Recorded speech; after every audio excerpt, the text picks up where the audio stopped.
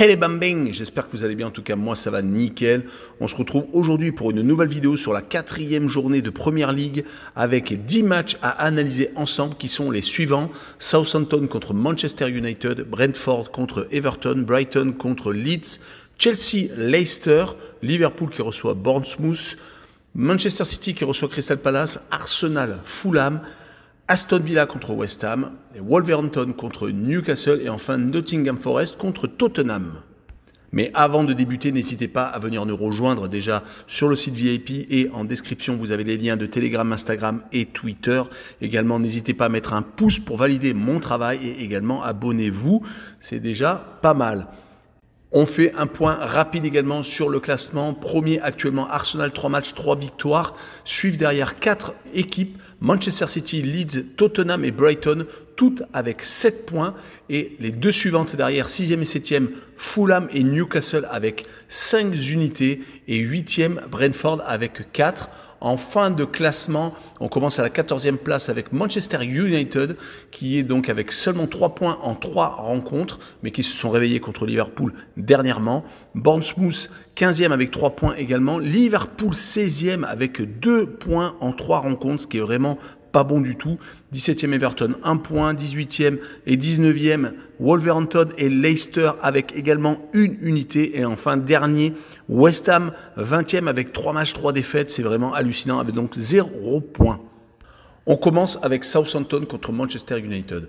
Southampton est à la place qu'ils ont occupée à peu près la saison dernière, au milieu de tableau. Alors ils étaient légèrement en dessous, mais c'est une équipe qui est capable de tout, qui a pour l'instant une victoire, un nul et une défaite à Tottenham, une victoire à Leicester, donc ils sont vraiment capables de tout comme je vous l'ai dit un peu plus tôt, et un match nul à Leeds. Ils se sont qualifiés en League Cup contre Cambridge dernièrement. Ils vont jouer contre Manchester United qui s'est réveillé contre Liverpool et qui a réussi donc à battre son ennemi héréditaire. Il est resté sur 2 défaites, une contre Brighton et une autre contre Brentford, 4-0. Ronaldo a commencé remplaçant contre les Reds, mais il devrait peut-être jouer contre Southampton, mais il y a vraiment un gros problème avec CR7. Sur cette rencontre, je vois un but partout entre les deux formations et je vois les deux équipes marquées avec une cote à 1,60. On enchaîne avec Brentford contre Everton. Brentford fait partie des équipes qui ont bien débuté le championnat, même si elles se sont inclinées contre Fulham lors de la dernière journée. Ils avaient quand même étrillé donc les Red Devils, comme je l'ai dit un peu plus tôt, et ils avaient commencé par un 2 buts partout à Leicester. Donc c'est une équipe qui est capable également de tout, un peu comme Southampton. Du côté d'Everton, après avoir évité la descente de justesse la saison dernière, ils n'ont pas débuté de la meilleure des manières. 2 défaites contre Chelsea à la maison et à Aston Villa. Ils ont réussi à faire match nul contre le promu Nottingham Forest, donc rien de folichon. Ils sont passés de justesse en League Cup contre Fleetwood, 1-0. Donc je les vois s'incliner 2-1 à Brentford et je vois le draw no bet avec le pari remboursé si match nul, une cote à 1,43. On enchaîne avec Brighton contre Leeds United. 2 équipes qui sont dans le haut de tableau en début de saison. Mais on commence à avoir l'habitude avec Brighton qui est en train de réaliser le même début de saison que la saison dernière où ils avaient été en même position. Là, ils ont commencé par 2 victoires en déplacement à Manchester United et à West Ham, excusez du peu. Et ils ont fait 0-0 contre les Magpies, les nouveaux ambitieux de Premier League. Ils ont gagné assez facilement 3-0 lors de la League Cup contre Forest Green Rovers. Du côté de Leeds, ça change de la saison dernière où ils ont galéré et regaléré. Là, ils ont commencé parfaitement à domicile gagnant Wolverhampton et surtout Chelsea 3-0. Ils ont fait match nul à Southampton, 2 buts partout, donc ils ont 7 points en 3 rencontres et ils viennent de gagner donc leur tour de League Cup contre Barnsley. Sur cette rencontre, je vois un 0-0, je vois les deux équipes ne pas se départager et je vois le moins de 3 buts sur le match avec une cote à 1,53. Et on poursuit avec Chelsea contre Leicester. Ça aurait pu être un choc de haut de tableau, mais malheureusement, ces deux équipes n'ont pas super bien débuté.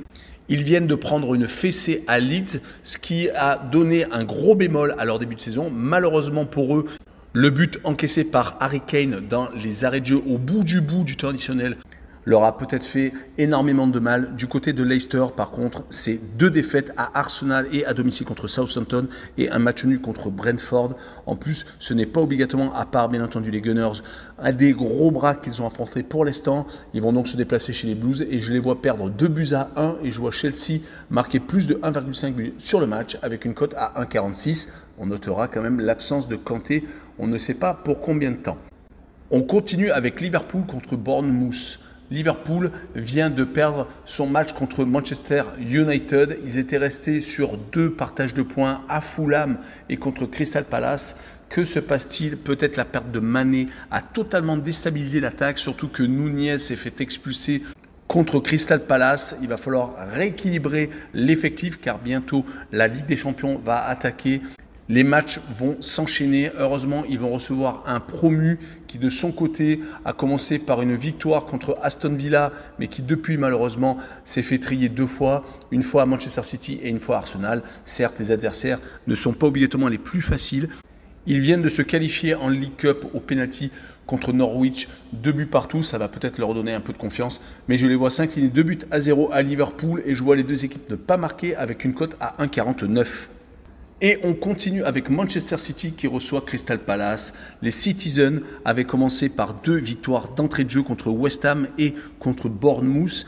Ils ont ensuite fait 3 buts partout à Newcastle alors qu'ils perdaient 3-1. Ils ont donc réussi à trouver la force mentale pour revenir avec un nouveau but de Haaland.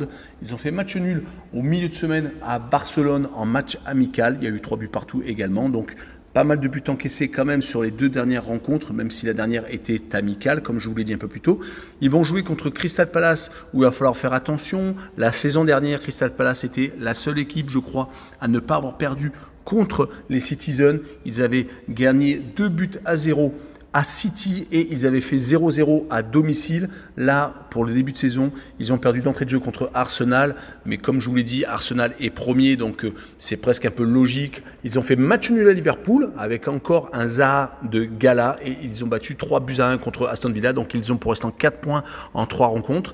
Ils vont donc se déplacer au City Stadium avec peut-être plein d'espoir, mais je vois City gagner 3-1 et je vois les hommes de Guardiola marquer plus de 2 buts sur le match avec une cote à 1,40. On continue avec Arsenal contre Fulham. Les Gunners sont en train de planer totalement. Ils viennent de gagner leurs 3 premières rencontres, à chaque fois sans prendre de but à l'extérieur. Et gagnant 4-2 contre Leicester lors de la 2e journée. On rappelle que lors des matchs amicaux, ils avaient étrillé Chelsea et Séville, marquant tout de même 10 buts sans en prendre. C'est vraiment extraordinaire ce que fait actuellement Arteta, avec un effectif qui a légèrement changé, avec bien entendu Gabriel Jesus devant, peut-être qui est le détonateur de l'attaque des Londoniens. Ils vont jouer contre Fulham, un des promus qui a commencé par 2 matchs nuls contre Liverpool, 2 buts partout et à Wolverhampton et qui a en plus gagné derrière contre Brentford. Donc 5 points pour une équipe qui revient de Championship. Ils ont malheureusement été éliminés en League Cup contre Crawley Town. J'espère que ça ne va pas les refaire descendre. En tout cas, sur le coup, je les vois perdre 2-0 à Arsenal et je vois le plus de 2 buts sur le match, une cote à 1,52. La rencontre suivante est Aston Villa contre West Ham. Aston Villa n'est pas bon depuis le début de saison à l'extérieur. 2 défaites à Bournemouth et à Crystal Palace. Et heureusement, ils se sont rattrapés sur leur seule réception. C'était contre Everton, 2-1. Heureusement également, ils ont gagné en League Cup à Bolton. Ça leur a permis peut-être de recréer des automatismes avec l'arrivée de Boubacar Kamara en milieu défensif.